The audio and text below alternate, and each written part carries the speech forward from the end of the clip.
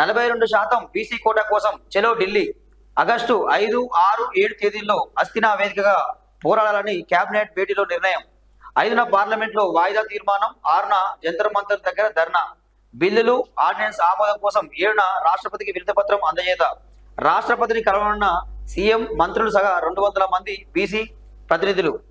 5వ తేదీనే ఢిల్లీకి వెళ్లనున్న ముఖ్యమంత్రి రేవంత్ రెడ్డి. రవాణా శాఖ అంతర్రాష్ట్ర చెక్ పోస్టుల రద్దుకు కేబినెట్ ఓకే. కోర్ తెలంగాణ అర్బన్ సిటీతో పాటు అన్ని మున్సిపల్ కార్పొరేషన్లలో మైక్రో బ్రూవరీస్ ఏర్పాటుకు నిర్ణయం. కేబినెట్ నిర్ణయాలను వెల్లడించిన మంత్రులు పొన్నం, వాకిటి శ్రీహరి, కొండ సురేఖ. బీసీలకు కేసీఆర్ తీరని ద్రోహం చేసిండు పొన్నం ప్రభాకర్.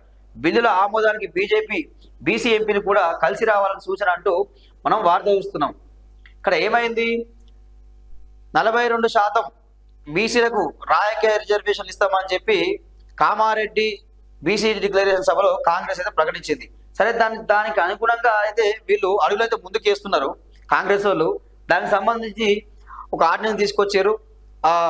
అదేవిధంగా గవర్నర్కు బిల్లు పంపారు, రాష్ట్రపతికి కూడా అసెంబ్లీలో చట్టం చేసి బిల్లు పంపారు. ఆ రెండు కూడా పెండింగ్ లో ఉన్నాయి. గవర్నర్ కూడా దాని మీద సైన్ చేయకుండా, ఆర్డినెన్స్ మీద సైన్ చేయకుండా దాన్ని కూడా రాష్ట్రపతికి పంపినట్టు కూడా సమాచారం అందింది. అయితే ఇక్కడ చూసుకుంటే ఇక్కడ ఏదేమైనా కానీ కాంగ్రెస్ ప్రభుత్వం ఇయ్యాలని కొంత ప్రయత్నం చేస్తుంది, కానీ దీనికి మోకాలడ్డేస్తుంది బీజేపీ ప్రభుత్వం. సెంట్రల్లో ఉన్న బీజేపీ ఇక్కడ వీళ్ళు దాని గురించి మేము ఏది కులగణన తెలంగాణలో చేసిన కులగణన తప్పుల తడక ఉన్నది, అందులో ముస్లింలను చేర్చారు అనే వంకలు పెట్టి వాళ్ళు ఇక్కడ కూడా దీన్ని ముందుకు తీసుకురానిస్తలేరు. అయితే కాంగ్రెస్ ప్రభుత్వం ఏం చేస్తా ఉంది?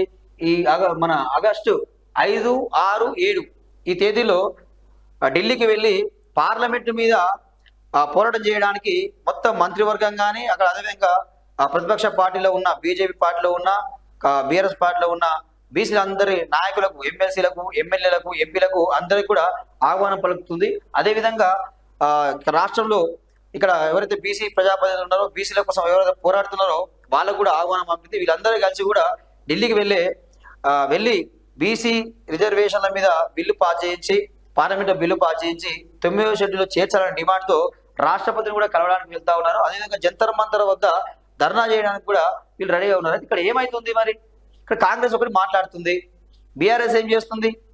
సపడే లేదు. బీఆర్ఎస్లో ఉన్న ఎంపీలో అసలు వాళ్ళకి ఎంపీలు లేరు అనుకుంటా, ఇంకా రాజ్యసభలో ఉండరు వాళ్ళకి అంతే. ఇక్కడ బీజేపీ నుంచి చూసుకుంటే బీజేపీ ఏమంటా ఉన్నది? బీజేపీలో మాకు మొత్తం బీసీలదే, బీసీ ముఖ్యమంత్రిని చేస్తాం, బీసీ అధ్యక్షుని చేస్తాం, బీసీలదే రాజ్యం తెలంగాణ అని చెప్పి బీజేపీ మాట్లాడుతుంది. మరి బీజేపీలో ఉన్న బీసీ ఎంపీలు ఈటల రాజేందర్, ఆర్ కృష్ణయ్య, కె లక్ష్మణు, అరవింద్, బండి సంజయ్, ఆయన కేంద్ర మంత్రి కూడా ఉన్నాడు. వీళ్ళు అసలు మీరు ఏది పార్లమెంట్లో మీ స్తంభం ఏది? మీరు ఎక్కడ మాట్లాడుతున్నారు? అసలు ప్రధాని మీరు ఒప్పించే ప్రయత్నం అన్నా చేస్తున్నారా? ఆ విషయమే లేదు కదా. మీరు ఎంతసేపు ఉన్నా కానీ ఏం మాట్లాడుతున్నారు? బీసీ లెక్కలు తప్పులు ఉన్నాయి, అందులో ముస్లిం చేర్చారు, మేము దానికి అడ్డుపడతాం, ఆ బిల్లు మేము పాస్ కానివని వాళ్ళు నిర్మోహనంగా వాళ్ళు బయటకు చెప్పేస్తారు, మీడియా ముందు చెప్పేస్తారు వాళ్ళు. అంటే వీళ్ళకి ఏం కావాలి? బీజేపీ వాళ్ళకు, బీజేపీ కార్యకర్తలు వాళ్ళు ఓ సర్పంచులు కావద్దు, ఎంపీటీసీలు కావద్దు, జెడ్పీటీసీలు కావద్దు, వీళ్ళకి అవసరం లేదండి. గల్లీలో వీళ్ళకి అవసరం లేదు, ఢిల్లీలో కావాలి వీళ్ళకు. ఢిల్లీలో మాకు అధికారం ఉంటే చాలా అనుకునేటోళ్ళు ఈ బీజేపీ వాళ్ళు. కార్యకర్తలు కొన్ని ఏళ్ళ నుంచి కూడా కష్టపడుతున్నారు.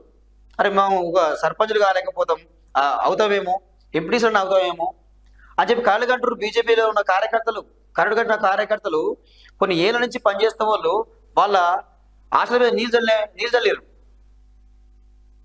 ఇక్కడ తీరని అన్యాయం చేస్తుంది ఎవరా అంటే బీజేపీ పార్టీ. బీసీలకు తీరని అన్యాయం చేస్తుంది బీజేపీ పార్టీ.